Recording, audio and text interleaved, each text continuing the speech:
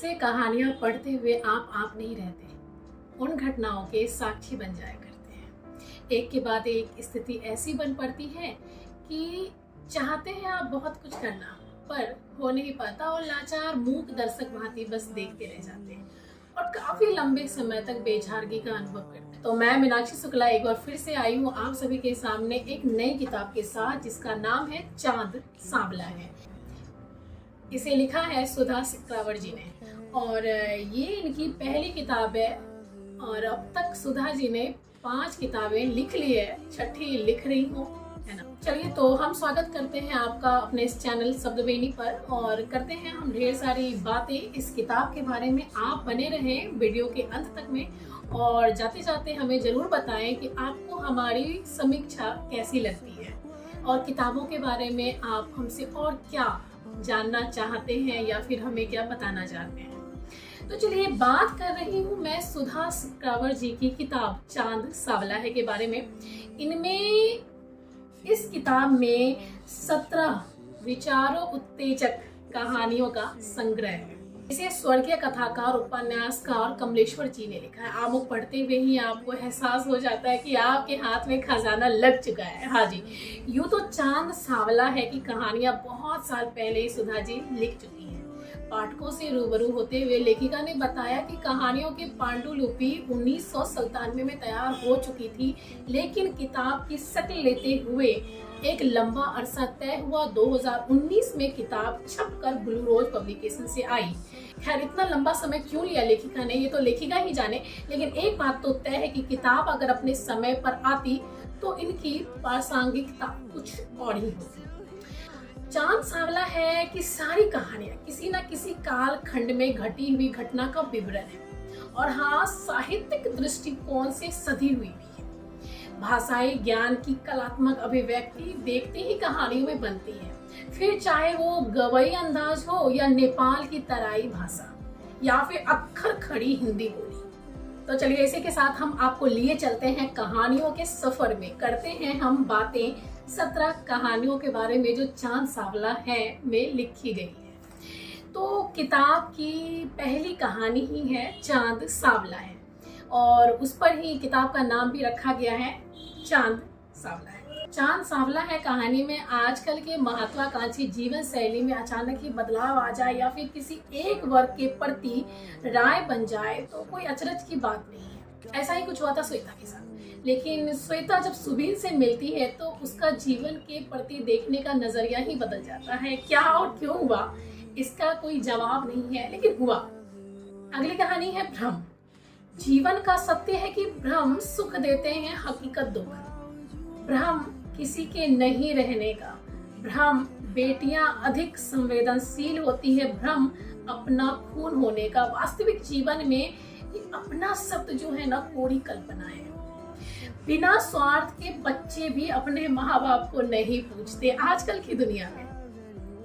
कहानी भ्रम यथार्थ के धरातल पर पटकती है और बड़ी जोर से चोट लगती है, सच में। अगली कहानी है पट्टे राम राम।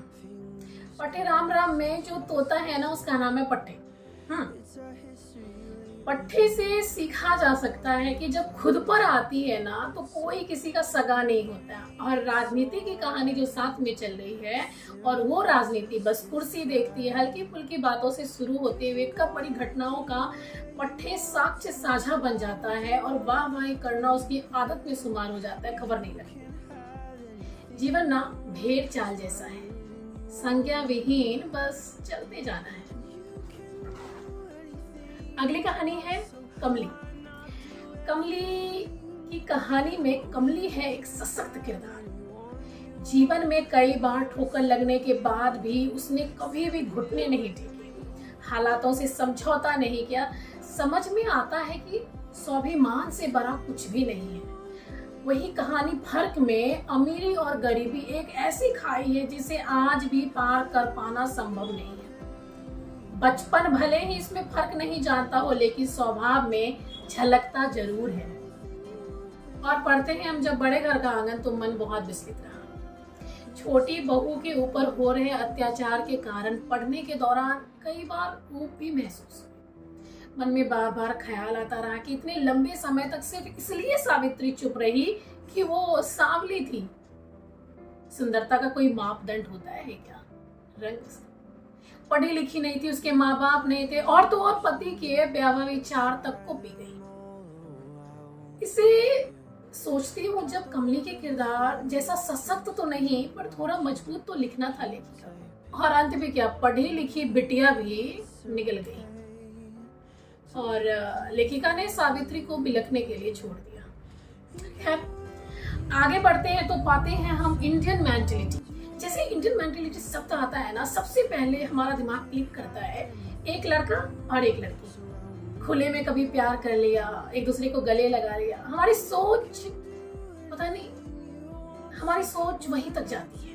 कहानी इसी के इर्द गिर्द बुनी गई है, कथानक अच्छा है लेकिन बांध नहीं पाती है। देखा जाए तो किताब की एक और कहानी मनी प्लांट इंडियन मेंटेलिटी के अंतर्गत ही आती। कई बार हम बचपन से सुनते आ रहे हैं या हमारे दिमाग में एक अवधारणा बन जाती किसी चीज के प्रति, किसी व्यक्ति विशेष के प्रति। हम सोचते हैं ये ऐसा है तो ऐसा ही होगा। ठीक वही चीजें बड़े होने के साथ साथ उतनी ही पुख्ता होती चली जाती है। आर्थिक तंगी से जूझ रही नीरा पूरी कहानी में मनी प्लांट चुराने में ही लगी रहती है। बचपन के साथ साथ जवानी भी दस्तक दे चुकी है, लेकिन उसे आज भी यकीन है कि चुराए हुए मनी प्लांट से पैसे आने शुरू हो जाते हैं। मनी प्लांट कहानी का किरदार नीरा आपको कई बार अपने आस पड़ोस में ही दिख जाएगा। आप पढ़िएगा, कहानी आपको बहुत अच्छी लगेगी। चोरी की आपको। हाँ, एक कहानी है चौपटराज। तोरे बरना की तो झिलमिल अखियां, यहाँ तो सब चौपटराज। हाँ जी, अगली कहानी है चौपटराज। पुरुष भी पीड़ित होता है, चौपटराज को पढ़ते हुए ये समझ में आ जाता है। समाज किसी को नहीं छोड़ता, चाहे वो स्त्री हो या पुरुष, सब डरते हैं। कहीं ना कहीं झूठी इज्जत मान मर्यादा को बचाने के लिए पूरी जिंदगी अपनी चौपट कर लेते हैं। सोचने पर मजबूर करती है कहानी। आप भी सोचिए, हमेशा एक स्त्री सही हो जरूर तो नहीं। एक कहानी है इसमें वायरलेस चिप। मैं समझती हूँ एक पाठिका के तौर पे, एक समीक्षक के तौर पे, कि ये कहानी हर किसी को पढ़नी चाहिए। वायरलेस चिप में जो कहानी है, 7वीं क्लास में जो बच्चे पढ़ते हैं उनके बीच की गपशप को बनाया गया है। और 7वीं क्लास के बच्चों की बातचीत में जो चल रही है कहानी, बातें कहाँ तक पहुँचती है, जहाँ माँ बाप सोचते हैं कि अरे यह तो बच्चे हैं, जाने दो, और ध्यान नहीं देते, इग्नोर करते हैं। हल्का फुल्का प्यार तो चलता है, परंतु काम वासना में लिप्त होकर वो कुछ भी कर रहे हैं और बच्चों को अबोध समझकर ध्यान ही नहीं देते उसमें। लेकिन यहीं पर संभलने का वक्त होता है, वरना कुछ चीजें अगर उस समय खराब होती है तो शायद संभालने का समय वापस नहीं मिलता। लेकिन पाठक की दृष्टि से इस बात से गुरेज रहा कि माता पिता के बीच बने संबंध को भाई बहन के बीच दर्शाया गया, लिखा गया। खैर, जब बात चली ही है स्त्री पुरुष के बीच संबंधों को लेकर, तो उसी क्रम में मुझे एक और कहानी से मुलाकात हुई जिसका नाम है गर्म मुर्दा। कहानी ऐसी है, इसका शीर्षक बरबस आपको खींचता है। एक ऐसी कहानी जहां जाने अनजाने जब सही गलत के बीच फर्क ना हो और तब तक ऐसी आदत पड़ चुकी हो जिससे बाहर निकलना मुश्किल हो, या शायद कभी निकल ही ना पाए। कई बार जो दिखता है वो होता नहीं है। पेट की भूख खत्म होते ही और भी बहुत सारी भूख है, उनमें एक भूख है शरीर की, जिसमें कहानी का जो किरदार है सिलवड़ी पूरी तरह से लिप्त है। अक्सर उसकी रूममेट स्मिता उसको चिढ़ाती है क्या वे ठंडा मुर्दा की तरफ पड़ी, लेकिन जब उसको सच्चाई पता चलती है ना, उसके पैरों तले जमीन खिसक जाती है। क्या, क्यों, कैसे हुआ, क्या हुआ सिलवड़ी के साथ, किताब पढ़िएगा। एक कहानी है इसमें गौरैया, बहुत ही बेहतरीन कहानी लगी मुझे। दो बहनों के बीच चल रहे मानसिक संघर्ष में एक ने बिना कुछ कहे दम तोड़ दिया और दूसरी ने भी कुछ कहा नहीं, लेकिन सामने वाले का दम निकाल दिया। लाजवाब कहानी है, पढ़िएगा जरूर। कहानी पढ़ते हुए एक बात समझ में आई कि हर बार जरूरी नहीं है कि बोलकर ही जवाब दिया जाए, कभी कभी कुछ चीजें शांत होकर भी की जा सकती हैं। हिसाब बराबर।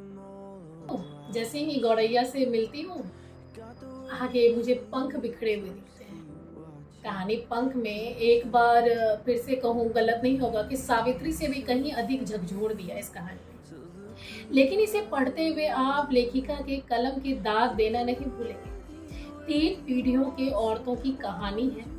बूढ़ी बजई ये नेपाली तराई भाग की भाषा है। बजई नानी को कहते हैं। तो बूढ़ी बजई को पंख की चाहत नहीं है, और उसकी बेटी कावेरी बिना पंख के उड़ जाती और कभी वापस नहीं लौटती। कावेरी की बेटी गोदावरी को सोने का पंख चाहिए ताकि वो पुल, आकाश, डर सबको पार कर सके और अपनी माँ को ढूंढ सके। मैं कहानी पढ़ते पढ़ते अंत तक आते आते सोचती हूँ कि गोदावरी तुम्हें मर जाना चाहिए था, तुम जिंदा ही क्यों थी। इस दुनिया में ना पंख नहीं मिला करते हैं, पंख कतरने वाले बस मिलते हैं।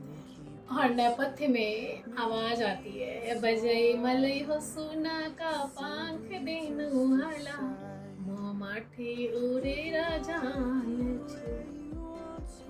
कि नानी तू मुझे सोने का पंख दे जिससे मैं उड़ जाऊं। यहाँ से आगे बढ़ते हैं तो पाते हैं कलाकार।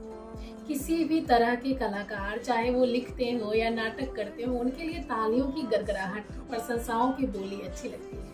इनके लिए वह सब कुछ त्याग देते हैं। सुंदर कहानी है। ठीक वहीं जाति और रंग पर आधारित कहानी है चिता कहानी में मरने के बाद भी कालू पंडित की जाति बची रहे, इसका भी वो उपाय कर जाता है कि मरने के बाद उसे लकड़ी मिले, लेकिन मिलता कब्र है। अंत में 2 और कहानी बचती है, बरगद के पेड़ और खसमेली। तो 2 ऐसी कहानी जो मुझे लगता है कि आजकल के परिवेश में और आने वाले समय में हमेशा प्रासंगिक रहेगी।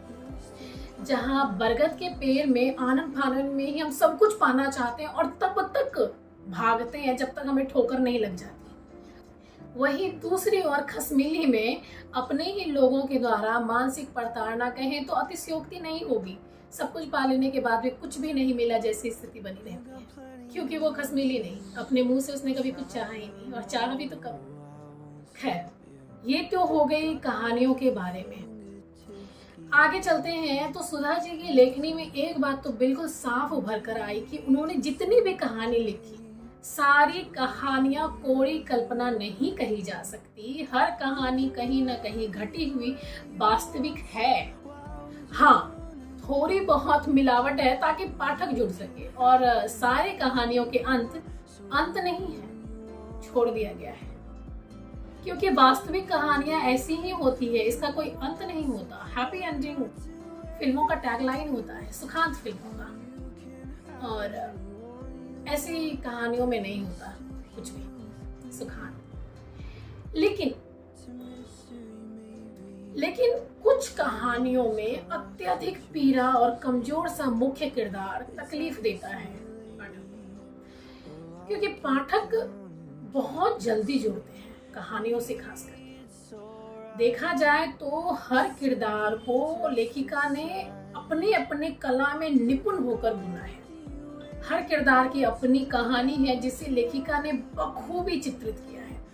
पूरी किताब पढ़ने के बाद आपको क्या शिक्षा मिलती है इस पर तो हम नहीं जा सकते, लेकिन सोचने पर जरूर मजबूर करती है कि समाज में अभी भी ऐसा वर्ग है जिससे हम बिल्कुल अनभिज्ञ हैं। खैर, दुनिया चांद पर पहुंच गई है और वहां गड्ढे भर रही है। हम अभी भी प्रीत के गाने गा रहे हैं। चांद